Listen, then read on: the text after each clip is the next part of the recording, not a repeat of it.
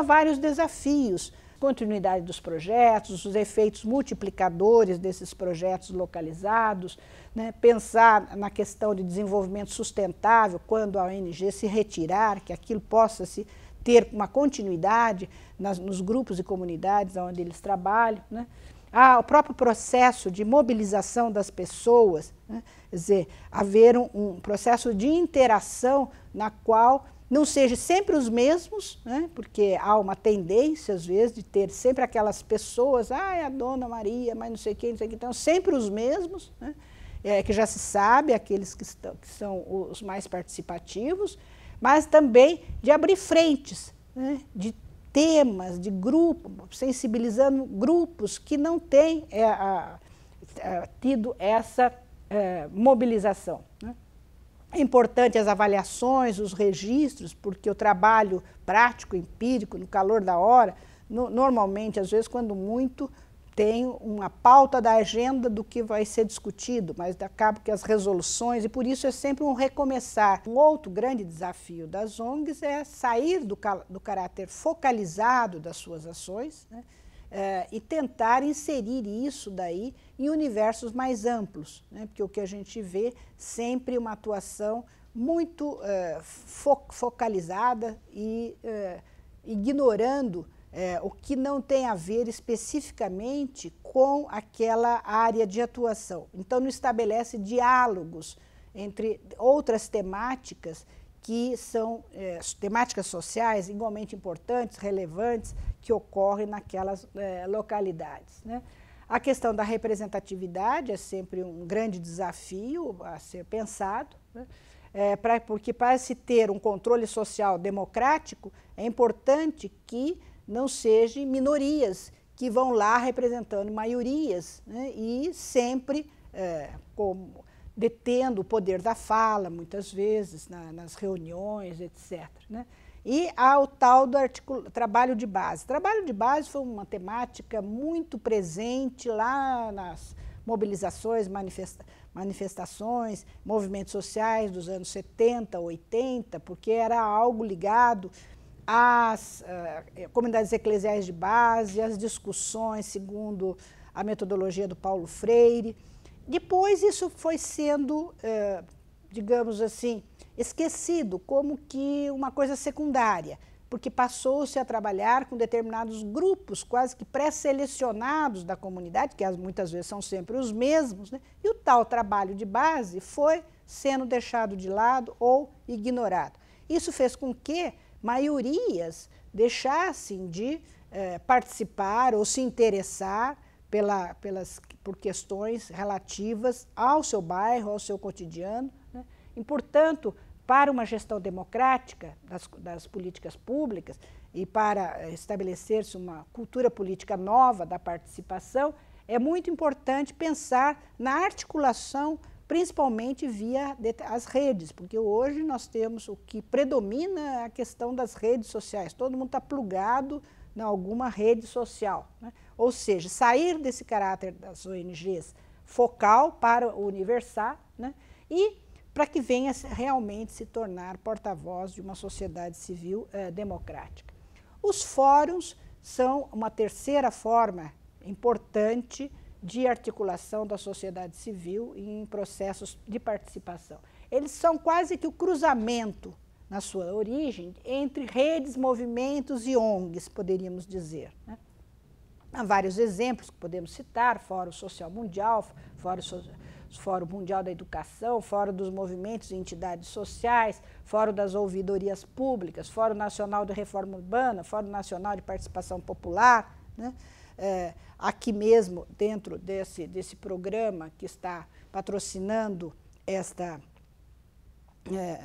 esse curso, há fóruns territoriais, quer dizer, então o fórum foi uma forma que deu certo, digamos, porque os fóruns, eles aglutinam, os fóruns fazem uma articulação que não se detém exclusivamente num dado modelo. Então, são extremamente importantes. As novidades que eles trouxeram foi de redefinir fronteiras, muitas vezes, né, estabelecer diálogos, né, e também transitarem entre sociedade civil e a sociedade política, a territórios de participação do governo. Estabelecer essa mediação povo-governo, né, trazendo inclusive novas linguagens, no Fórum da Reforma Urbana, por exemplo, trazendo toda uma questão dos saberes jurídicos, mas, ao mesmo tempo, os saberes populares,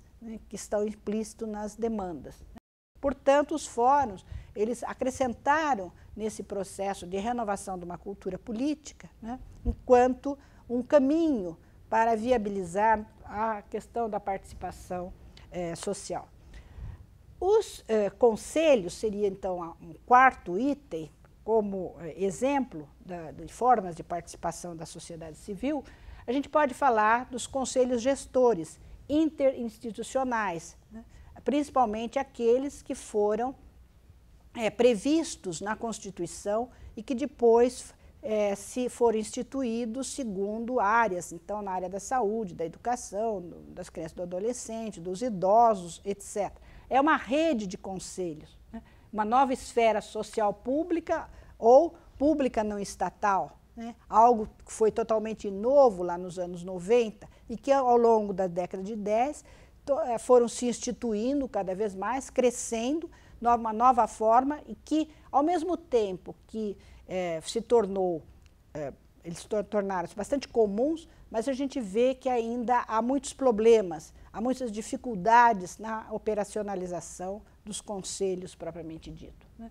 Há também um caráter educativo presente nos conselhos, na forma de participar, de operar, e esse caráter educativo não é apenas para o conselheiro representante da sociedade civil, mas também para os que representam os órgãos públicos ou, no caso da saúde, que representam os grupos da área da saúde, convênios, etc., que são tripartites.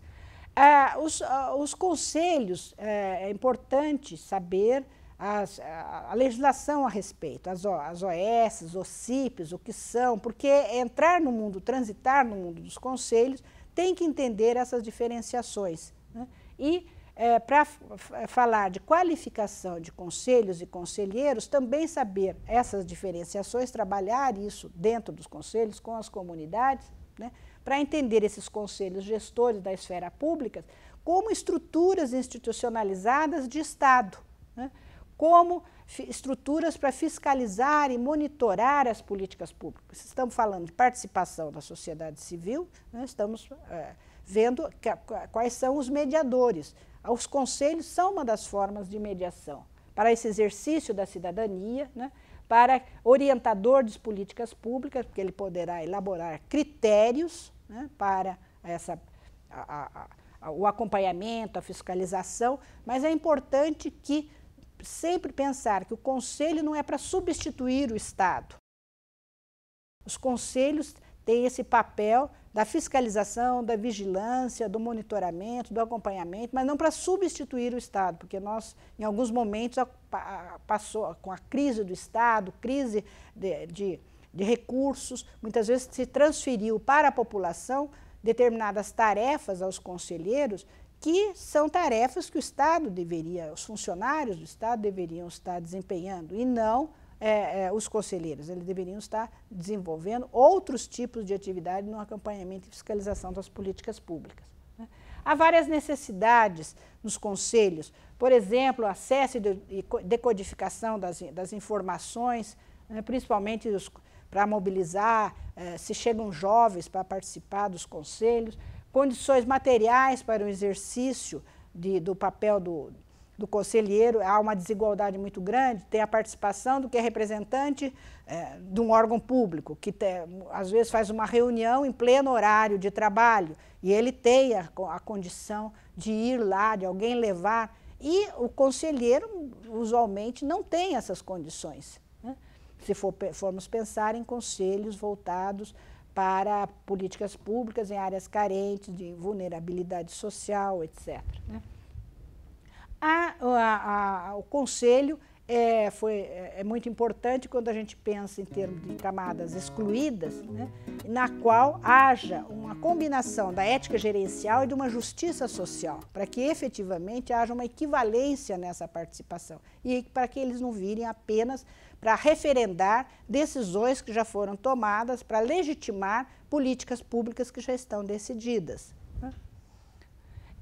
Uma outra forma que cresceu muito nesses últimos anos são as ouvidorias públicas, né, em que também pensando em normas que vieram a partir da Constituição de 88.